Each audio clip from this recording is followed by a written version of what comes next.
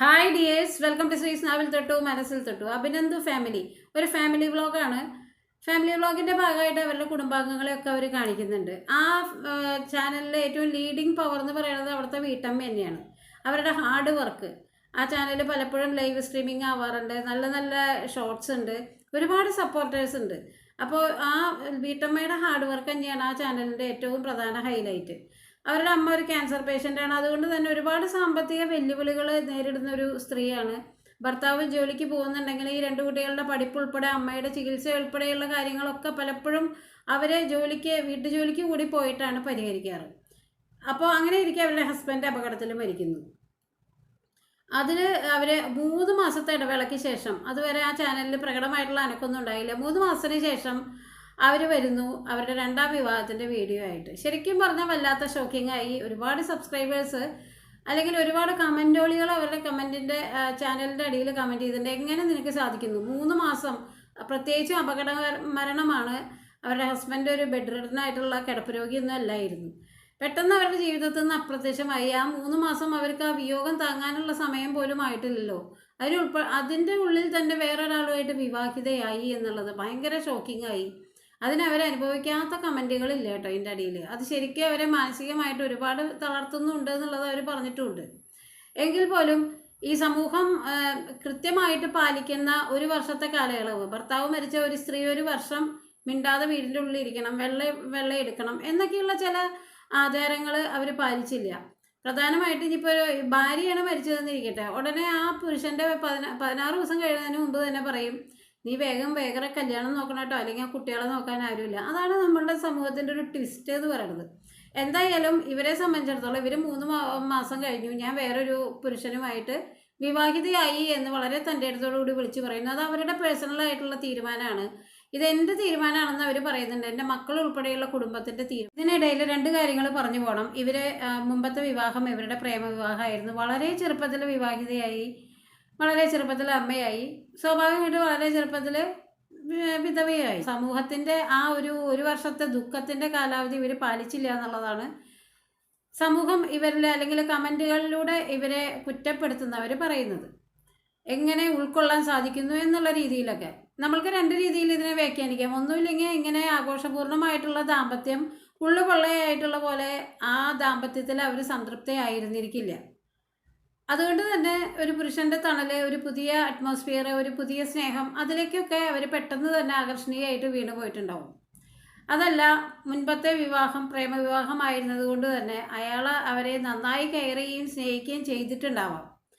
അത് പെട്ടെന്ന് നഷ്ടപ്പെട്ടപ്പോൾ ആ ഒരു എന്താ പറയുക, വിഭ്രാന്തിയുടെ വക്കിലാണ് അവർ ഈ പുതിയ സ്നേഹം, നിനക്ക് ഞാൻ 2 കുട്ടികൾ ഉൾപ്പെടെ നിന്നെ ഞാൻ സ്വീകരിക്കാം എന്നുള്ള ആ ഒരു പുരുഷൻ്റെ തണൽ അവർക്ക് ഇല്ലാതെ വയ്യ എന്നുള്ളതുകൊണ്ട് അവർ വേഗം വേറൊരു വിവാഹം കഴിക്കുകയാണ്. ഒരു പക്ഷേ അതില്ലെങ്കിൽ, അങ്ങനെ ഒരു തണൽ അവർക്ക് ഉടനെ കിട്ടിയില്ലെങ്കിൽ അവരുടെ മനസ്സിൻ്റെ നില പോലും തെറ്റിപ്പോയേക്കാം എന്നുള്ളൊരവസ്ഥയിലായിരിക്കാം അവർ ഈ 2ാമത്തെ വിവാഹം നടത്തിയിട്ടുണ്ടാവുക. ഇതൊക്കെ പോസിബിലിറ്റീസാണ്, സാധ്യതകളാണ്.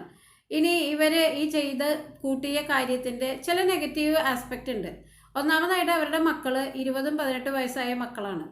അവരുടെ ബയോളജിക്കൽ ഫാദറിൻ്റെ സ്നേഹം അവർ ഒരു 3 മാസം മുമ്പ് വരെ അയാളുടെ വാത്സല്യം, സ്നേഹം, പ്രസൻസ് ഒക്കെ അവർ ഫീൽ ചെയ്ത് അനുഭവിച്ച് ജീവിച്ചവരാണ്.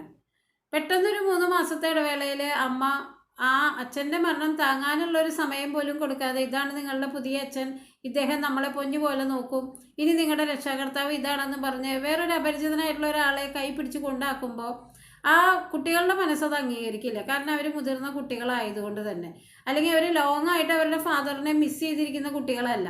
ഈ 3 മാസം മുമ്പ് വരെ അവരുടെ കൂടെ ഉണ്ടായിരുന്നതാണ് അവരുടെ അച്ഛൻ. അപ്പം തന്നെ പുതിയൊരാളെ അംഗീകരിക്കാനുള്ളൊരു മാനസിക അവസ്ഥ അവരുടെ ആ ഏജിലുള്ള കുട്ടികൾക്ക് ഉണ്ടാവാൻ സാധ്യത കുറവാണ്. പിന്നെ അവരുടെ മനസ്സിൽ അമ്മയോടൊരു അനിഷ്ടം, എന്തിനാണ് അമ്മ ഇങ്ങനെ ഒരു കാര്യം ചെയ്തത്, അവരുടെ സമൂഹത്തിൽ അവരുടെ കൂട്ടുകാരുടെ ഇടയിൽ നിന്നൊക്കെ ഒരുപാട് ചോദ്യങ്ങൾ അവരിപ്പോൾ തന്നെ ഫേസ് ചെയ്തുകൊണ്ടിരിക്കുന്നുണ്ടാവും. എന്താ നിൻ്റെ അമ്മയ്ക്ക്, നിനക്ക് എന്തായിരുന്നു നിൻ്റെ അമ്മയ്ക്ക് കുഴപ്പം, ഇങ്ങനെയൊക്കെ വല്ലവരും ചെയ്യുമോ എന്നൊക്കെ ആ ആൺകുട്ടി ഉൾപ്പെടെയുള്ള ആ മക്കൾ ഫേസ് ചെയ്യുന്ന ചോദ്യം, അതിൻ്റെയൊക്കെ മോശം ഫലങ്ങൾ അവരുടെ ജീവിതത്തിൽ വരും. ഇനി ഇവരുടെ ഈ ഒരു എടുത്തുചാട്ടം, 3 മാസത്തെ ആ ഒരു ഭർത്താവ് മരിച്ച വിയോഗാവസ്ഥയിലുള്ള ഒരു മനസ്സിലേക്ക് വന്നൊരു പ്രണയത്തിൻ്റെ നാമ്പ്, അയാൾ നൽകിയ ആ സ്നേഹത്തിൻ്റെ ഓഫർ പെട്ടെന്ന് തന്നെ പിടിച്ചു വാങ്ങി ഒരു ജീവിതത്തിലേക്ക് ഇനി വൈകിക്കൂടാ, ഇയാളെ എനിക്ക് നഷ്ടമാവും എന്നുള്ള രീതിയിലാണ് അവർ പുതിയൊരു വിവാഹ ജീവിതത്തിലേക്ക് കടന്നത്. ഭാവിയിൽ അത് അവർക്ക് ഗുണമാണോ ദോഷമാണോ ചെയ്യാൻ ചോദിച്ചു കഴിഞ്ഞാൽ ഒരു പക്ഷേ ദോഷമായിരിക്കും കൂടുതൽ. ഒരു വ്യക്തിയെ മനസ്സിലാക്കാതെ അയാളിപ്പോൾ ഈ 3 മാസം അവരോട് കാണിച്ചിട്ടുണ്ടാവും അയാളുടെ ഏറ്റവും നല്ല വശങ്ങളായിരിക്കും.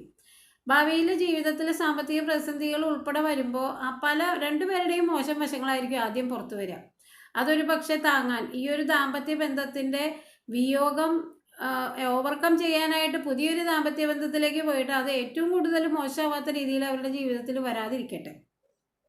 പിന്നെ സമൂഹം, അവരിറങ്ങി നടക്കുന്ന സമൂഹം, അവരുടെ കുട്ടികൾ ഉൾപ്പെടെ ഫേസ് ചെയ്യേണ്ട ഒരു സമൂഹം, അതിൻ്റെ മുറുമുറുക്കലുകൾ എന്തായാലും അവർ ഫേസ് ചെയ്യണം. ഏതെങ്കിലും വേദികളിൽ ചെല്ലുമ്പോഴും ഒക്കെ ഇയാളുമായിട്ട് ചെല്ലുമ്പോൾ 3 മാസം കഴിഞ്ഞിട്ടുള്ളൂ, അപ്പോഴേക്കും അവളിതേ എങ്ങനെയാണ് ഈ പെണ്ണിന് ഇത് പറ്റിയത് എന്നുള്ള രീതിയിലൊക്കെ തിരിച്ചും മറച്ചും അവരുടെ ജീവിതം ഗണിച്ചും കുറിച്ചും നോക്കുന്ന ഒരുപാട് നാട്ടുകാർ ഉൾപ്പെടുന്ന ജീവിതത്തിലേക്കാണ് അവർ ശരിക്കും കാലെടുത്ത് വയ്ക്കുന്നത്.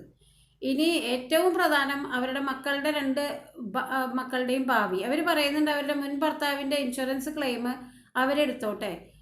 ഞാൻ വക്കീലിനോട് ചോദിച്ചിട്ടുണ്ടായിരുന്നു, വിവാഹം കഴിച്ചു കഴിഞ്ഞാൽ എനിക്കത് കിട്ടില്ല, എന്നാലും സാറില്ല എൻ്റെ മക്കളത് എടുത്തോട്ടെ എന്ന് അവർ പറയുന്നുണ്ടെങ്കിലും സാമ്പത്തിക ഭദ്രത ആയതുകൊണ്ട് മാത്രം ഒരു 2 മക്കളും സുരക്ഷിതരായി എന്ന് പറയാൻ പറ്റില്ല.